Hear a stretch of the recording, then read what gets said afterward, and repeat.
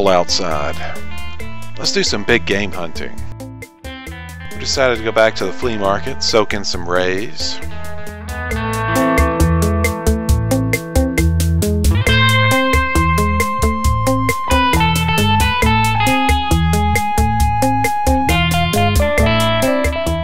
If you see a table like this, just turn around and walk away. This guy had some decent stuff, but he's holding games hostage.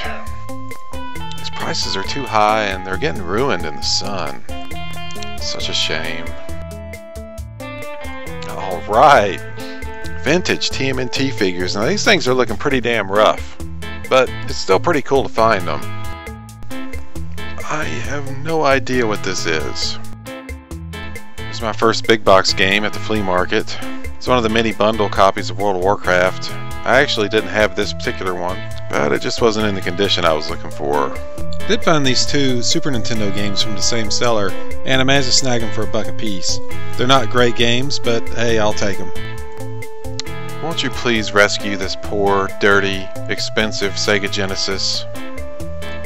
Here's another reseller. No.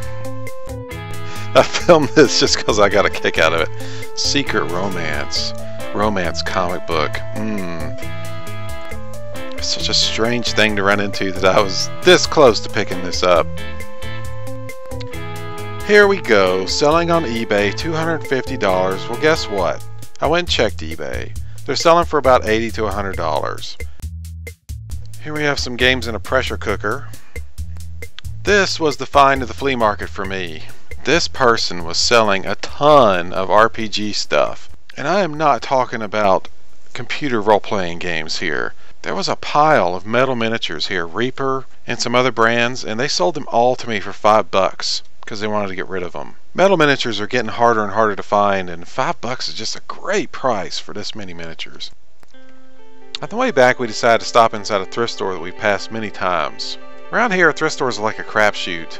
Sometimes you find good stuff, and sometimes you just find nothing.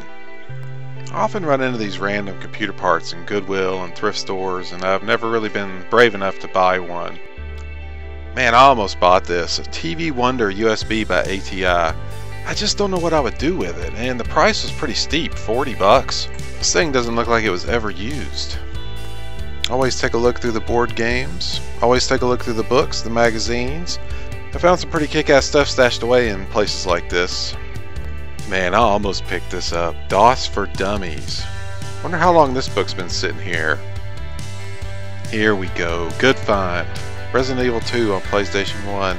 This is a game I actually needed, and this one was in way better shape than I was expecting.